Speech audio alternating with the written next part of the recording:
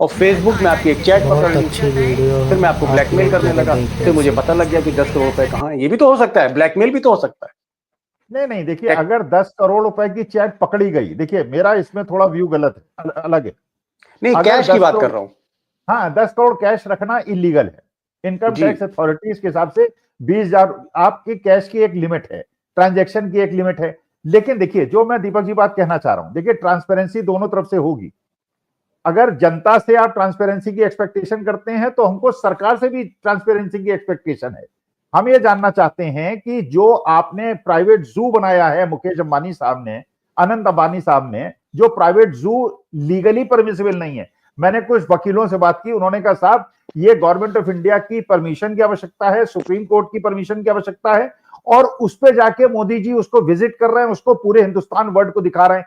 तो हमें भी ट्रांसपेरेंसी चाहिए ना भाई। आरटीआई एक्ट जो बनाया गया था मनमोहन सिंह जी के जमाने में, हमें भी आरटीआई चाहिए। तो आरटीआई को तो डाइल्यूट कर रहे हैं। अच्छा, फिर आप कहते हैं डिग्री नहीं दिखाएंगे।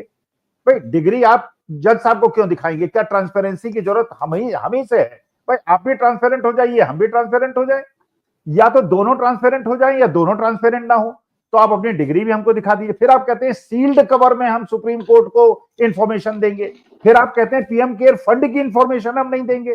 फिर आप कहेंगे कि साहब जो चुनावी बॉन्ड का पैसा है उसकी इंफॉर्मेशन हम नहीं देंगे, उसमें 6 महीने का टाइम लगेगा। जब सुप्रीम कोर्ट कहेगा उसको अगले दिन दे देंगे। देखिए, जहां टैक्स का इवेजन हो रहा है, जहां टैक्स, और ये मैं जानता हूं टैक्स का इवेजन कहां हो रहा है। जैसे प्रयागराज के अंदर अभी भक्तगण व्हाट्सएप के अंदर एक इंफॉर्मेशन घुमा रहे हैं। एक नाविक ये कह रहा है कि उसने 1.25 महीने के अंदर 30 करोड़ रुपए कमाए।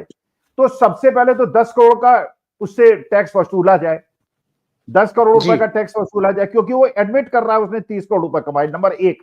नंबर दो, बाद में यह पता चला कि वो आदमी एक हार्डेंड क्रिमिनल है, जिसके बारे में योगी जी ने विधानसभा में कहा कि देखिए इलाहाबाद के लोगों जी, ने कितना पैसा कमाया। अरे उसने जो पैसा कमाया हम ही से तो कमाया। अच्छा, वो आदमी हार्डेंड क्रिमिनल है, हिस्ट्री शीटर है, उसके पिताजी भी हिस्ट्री शीटर थे। तो ऐसे क्रिमिनल का अगर महिमा मंडन आप करते हैं और 10 करोड़ रुपए से वसूल नहीं करते हैं और हमको नहीं दिखाते हैं, तो you have to be transparent. The government will जी, also have to be transparent.